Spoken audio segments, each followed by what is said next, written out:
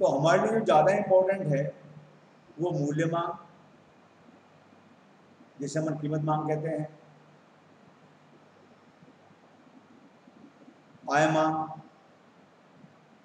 और प्रतिस्थापन अथवा पूरक मांग, ये हमारे लिए ज़्यादा इम्पोर्टेंट है। बाकी जो दो अवधारणाएं हैं, व्युत्पन्न मांग और सामूहिक मांग, वो थ्योरेटिकल कॉन्सेप्ट्स हैं। अब बात आती है कि किसी वस्तु की जो मांग है वो किन किन बातों पर डिपेंड करती है। What are the factors which affects the demand of a particular community? इसको एक सूत्र के रूप में भी अपन समझ सकते हैं। Demand of the X is the function of P X, P Y, P Z, Y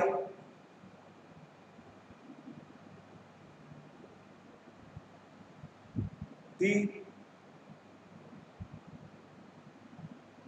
W P etcetera. एक सूत्र के रूप में अपन इसको लिख सकते हैं। हम इन पॉइंट्स को एक एक तरीके से अध्ययन करेंगे। अर्थात किसी वस्तु की मांग किन किन बातों पर निर्भर करती है, जिसको अपन अन्य शब्दों में मांग को प्रभावित करने वाले तत्व भी कहते हैं। Elements that effects demand of a community. Number 1, price, कीमत। किसकी कीमत? उस वस्तु की स्वयं की कीमत। तो ये बड़ी सिंपल सी बात है कि किसी वस्तु की जो मांग है वो सबसे पहले तो उसकी कीमत पर ही निर्भर करती है, और ये वास्तविक बात है। हम देखते हैं कि कीमत बढ़ने पर या घटने पर उस वस्तु की मांग मात्रा पर सर्वाधिक प्रभाव पड़ता है। तो पहला तत्व कौन सा हो गया हमारा? वस्तु की कीमत। और प्राय हम ये देखते हैं कि कीमत बढ़ने पर डिमांड कम हो जाती है और कीमत कम होने पर डिमांड बढ़ जाती है। पहला। दूसरा है इसमें हमारा आय। किसी वस्तु की डिमांड को प्रभावित करने वाला जो दूसरा तत्व है दैट इज इनकम, और in other words we can say income of a person affects the demand of a particular commodity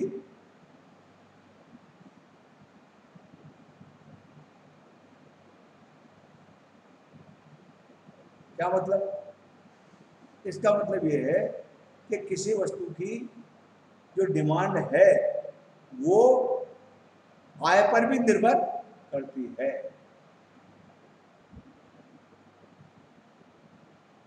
irrespective of the change in its price, यानी उस वस्तु की कीमत में परिवर्तन नहीं होने पर भी आय में होने वाले परिवर्तन से उस वस्तु की डिमांड में फर्क आ जाता है।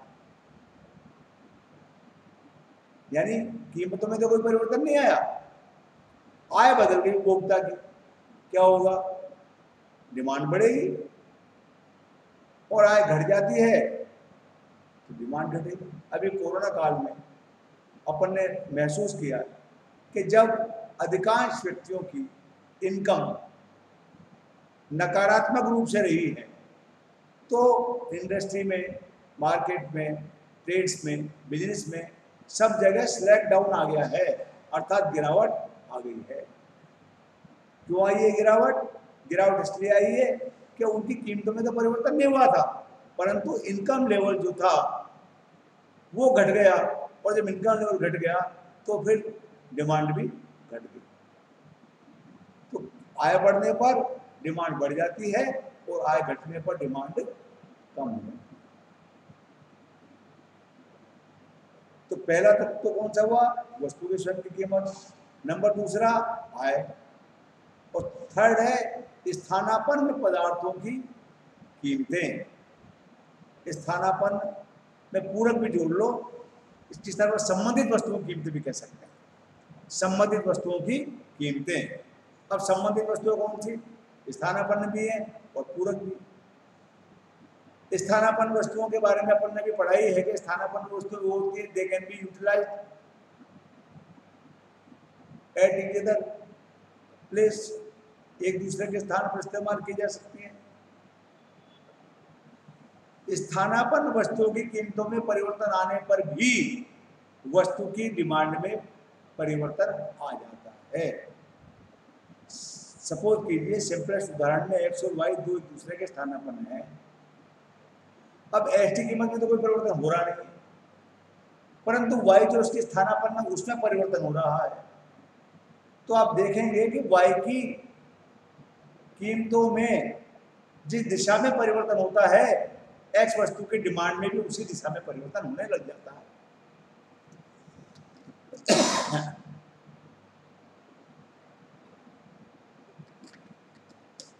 उदाहरण के लिए जो वस्तु एक्स और वाई स्थानापन्न है, हम बात करें डिमांड ऑफ एक्स की और परिवर्तन हो रहा है वाई वस्तु की कीमतों में, तो मैं ये कहना चाहता हूं कि स्थानापन्न वस्तुओं के संबंध में ये स्थिति होती है कि जिस दिशा में स्थानापन्न वस्तु की कीमत में परिवर्तन होता है, संबंधित वस्तु की डिमांड भी उसी दिशा में परिवर्तित हो जाती है। देखिए आप वाई की कीमत बढ़ रही है तो निश्चित रूप से वाई की डिमांड घटेगी, एस टी बढ़ जाएगी।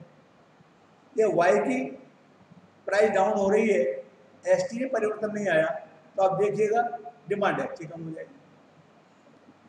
तो स्थानापन्न वस्तुओं की कीमतों में आने वाले परिवर्तन से भी डिमांड में परिवर्तन आ जाता है। इसी प्रकार से पूरक वस्तुओं वाली बात होती है। पूरक वस्तुएं वो जो साथ साथ इस्तेमाल हो, तो यहाँ पर क्या है कि एक पूरक वस्तु की कीमत में परिवर्तन आता है तो संबंधित वस्तु की डिमांड प्रभावित हो जाती है। कार की कीमत सस्ती हो जाए तो पेट्रोल की डिमांड बढ़ जाएगी, और कार की कीमत बढ़ जाए तो पेट्रोल की डिमांड घट जाएगी। तो ये जो स्थानापन्न और पूरक वस्तुएं हैं, इनकी कीमतों में आने पर इनकी कीमतों में होने वाला परिवर्तन भी संबंधित वस्तु की डिमांड को प्रभावित करता है, भले ही उसकी कीमतें स्थिर ही क्यों ना हो। तो किसी वस्तु की मांग को प्रभावित करने वाले तत्वों में वस्तु की कीमत, उपभोक्ता की आय, और तीसरी बात मैंने बताई आपको उस वस्तु से संबंधित वस्तुओं की कीमतों में होने वाला परिवर्तन। इसके बाद टेस्ट। टेस्ट का मतलब यह है कि उपभोक्ता की अभिरुचियों में परिवर्तन होने पर भी वस्तु के डिमांड में परिवर्तन आ जाता है। टेस्ट और choice of a consumer affects the demand of a particular commodity. What does it mean? हमारी अभिरुचि में, हमारी टेस्ट में हमें शायद साइकोलॉजिकली कोई वस्तु दूसरी से अच्छी लगती है, क्या होगा? हम उसके डिमांड को बढ़ा देंगे। क्यों? कि उसको ज़्यादा पसंद करते हैं, कारण कुछ भी हो, चाहे रंग हो, चाहे रूप हो, चाहे गुण हो, चाहे आकार हो, चाहे कुछ भी। कीमत हमारे लिए कोई मायने नहीं रख रही है, आय का लेवल भी हमारे लिए इतना मायने नहीं रख रहा है। क्या चीज इंपॉर्टेंट है? इंपॉर्टेंट है कि उस वस्तु को हम कितना अधिमान प्रदान कर रहे हैं। तो जितनी ज्यादा हमारा टेस्ट अभिरुचि होगी उतनी डिमांड बढ़ेगी, अदरवाइज इसी प्रकार से वेदर, वेदर भी बड़ी एक इंपॉर्टेंट बात है। वेदर का मतलब जलवायु, मौसम। जलवायु और मौसम में होने वाला परिवर्तन भी डिमांड को प्रभावित करता है। आप देखेंगे कि शीतकाल में गर्म कपड़ों की डिमांड बढ़ जाती है और ग्रीष्म काल में गर्म कपड़ों की डिमांड बढ़ जाती है। वर्षा काल में छाते की डिमांड बढ़ जाती है। तो यह जो हम देखते हैं वो क्यों होता है? वो होता है जलवायु और मौसम के कारण। अर्थात जलवायु और मौसम में होने वाला परिवर्तन भी प्रभावित करता है किसी वस्तु की डिमांड। इसके बाद आती है पॉपुलेशन। पॉपुलेशन का मतलब होता है जनसंख्या का आकार, और जनसंख्या का आकार डिमांड को बढ़ा देता है और घटा भी दे सकता है। जनसंख्या बढ़ जाए, वैसे तो जनसंख्या बढ़ी रही है, तो हम देख रहे हैं कि हर चीज की डिमांड बढ़ रही है, पर तो जनसंख्या घट जाए बिल्कुल, तो आप देखेंगे कि डिमांड भी घट जाएगी। तो मोटे मोटे रूप में demand of the X is the function of P X, P Y, P Z और आपकी पॉपुलेशन, टेस्ट, वेदर, ये प्रभावित करने वाला। तो अब तक आज जो हमने पढ़ा वो ये पढ़ा कि एक तो मांग, आवश्यकता, इच्छा, इन तीनों शब्दों का क्या मतलब, फिर इनमें क्या बेसिक डिफरेंस, अलग अलग इनमें क्या डिफरेंस है, ये हमने पढ़ा। दो बातें क्लियर। इसके बाद में हमने पढ़ा कि मांग को प्रभावित, मांग कितने प्रकार की होती है, और फिर हमने पढ़ा कि मांग को प्रभावित करने वाले तत्व कौन कौन से होते हैं। आज हम इसी के साथ थोड़ा सा और आगे बढ़ते हुए मांग के नियम के बारे में भी व्याख्या कर लेते हैं। मांग का नियम क्या है?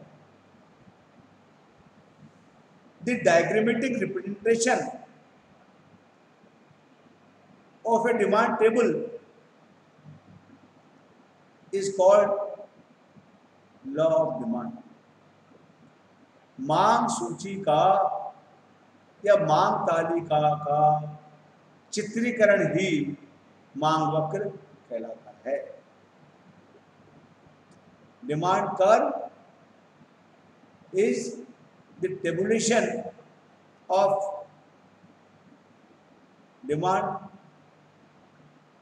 curve is the tabulation of demand table. Then what is demand table? Demand table denotes the demand of a particular commodity which will be purchased by different consumers at a price level in a given period of time. क्या मतलब? इसका मतलब ये है कि बाजार में मान लीजिए किसी वस्तु के बहुत सारे उपभोक्ता हैं, उदाहरण के लिए 5 उपभोक्ता हैं, A B C D E, और हम ये देखें कि वह जो उपभोक्ता है वो किसी एक पर्टिकुलर प्राइस पर उस वस्तु की कितनी कितनी डिमांड करेंगे, तो उन इकाइयों का अपन जोड़ लगा लें कि 10 रुपये कीमत थी तो ए बी सी डी उसकी इतनी इतनी डिमांड करते थे, 8 रुपये कीमत हो गई तो ए बी सी डी के द्वारा उसकी कितनी कितनी डिमांड की गई, 5 रुपये कीमत रह गई तो उसके द्वारा ए बी सी डी के लिए ए बी सी डी ने कितनी कितनी डिमांड की, ₹3 कीमत रह गई तो ABCD द्वारा कितने कितने, और ₹2 कीमत रह गई तो ABCD और E द्वारा कितने कितने डिमांड होते होंगे। तो ₹10 पर, ₹5 पर, ₹10 पर, ₹8 पर, ₹5 पर, ₹3 पर और ₹2 पर हम टोटल करें तो हमें पांचों व्यक्तियों के द्वारा की गई सामूहिक डिमांड का पता चल जाएगा कि 10 पर सामूहिक डिमांड ये है, 8 पर सामूहिक डिमांड ये है, 5 पर ये है, 3 पर 2 ये है और 2 पर ये है। अब इन सारे फिगर्स को हम जो हमने इस टेबल से प्राप्त किए हैं डायग्राम के रूप में रिप्रेजेंट करें तो ये कहलाएगा diagrammatic representation of A tabulation. और ये जो टेबुलेशन के बाद में जो डायग्रामेटिक रिप्रेजेंटेशन करते हैं तो सामान्यतः इस बात को व्यक्त करता है कि जो एक कर्व बनता है जिसको हम डिमांड कर्व कहते हैं वो एक नेगेटिव स्लोप वाला प्राय होता है, नेगेटिव स्लोप वाला होता है। इस नेगेटिव स्लोप वाले कर्व को हम डिमांड कर्व कहते हैं और जनरली ये नेगेटिव स्लोप का होता है। इसी आधार पर मांग का नियम बनाया गया है जो कि इंट्रोस्पेक्टिव मेथड पर है। वैसे तो ये इंट्रोस्पेक्टिव मेथड पर है, क्यों कि हमारी ये प्रवृत्ति है कि हम किसी वस्तु की अधिक इकाइयाँ तब खरीदते हैं जबकि कीमत कम हो और अधिक इकाइयाँ उसी वस्तु की अधिक कीमत होने पर कम इकाइयाँ खरीदते हैं। ये मैंने अपने ऊपर प्रैक्टिकल लिया। फिर मैं इस क्रय व्यवहार को दूसरे के साथ भी देखता हूँ, तीसरे के साथ भी देखता हूँ, चौथे के साथ भी देखता हूँ, तो मुझे लगता है कि अधिकांश व्यक्ति जो है वो इसी प्रकार का क्रय व्यवहार करते हैं। इसी पर आधारित होकर के लॉ ऑफ डिमांड बना जो कि ये कहता है कि when the prices are higher demands are low, when the prices are lower demands are high. क्या मतलब? मतलब ये कि ऊंची कीमत होगी तो वस्तु की डिमांड कम होगी और नीची कीमत होगी तो वस्तु की डिमांड ज्यादा होगी। तो यह जो प्रवृत्ति है या यह जो ट्रेंड है या जो इनवर्स रिलेशनशिप है between the prices and the demand and the quantity is known as a law of demand in economics. अर्थात किसी वस्तु की प्राइस में और उस वस्तु की मांग में या क्वांटिटी में जो इनवर्स या विपरीत या ऋणात्मक संबंध पाया जाता है इसको ही अर्थशास्त्र में मांग का नियम आ जाता है। और सरल शब्दों में अपन कहते हैं कि कीमत बढ़ने पर वस्तु की मांग कम हो जाती है और कीमत घटने पर वस्तु की मांग बढ़ जाती है। जनरली ऐसा ही होता है। इसी को अपन क्या कहते हैं? मांग का नियम। मैं समझता हूँ आज अपन ने मांग के बारे में, मांग के प्रकारों के बारे में, कौन कौन से इसको प्रभावित करने वाले तत्व हैं उसके बारे में, मांग सूची के बारे में और मांग वक्र का निर्माण कैसे होता है, इस सब के बारे में थोड़ी जानकारी प्राप्त करने का प्रयास करें। नेक्स्ट सेशन में भी मैं इसी बात को आगे बढ़ाऊंगा।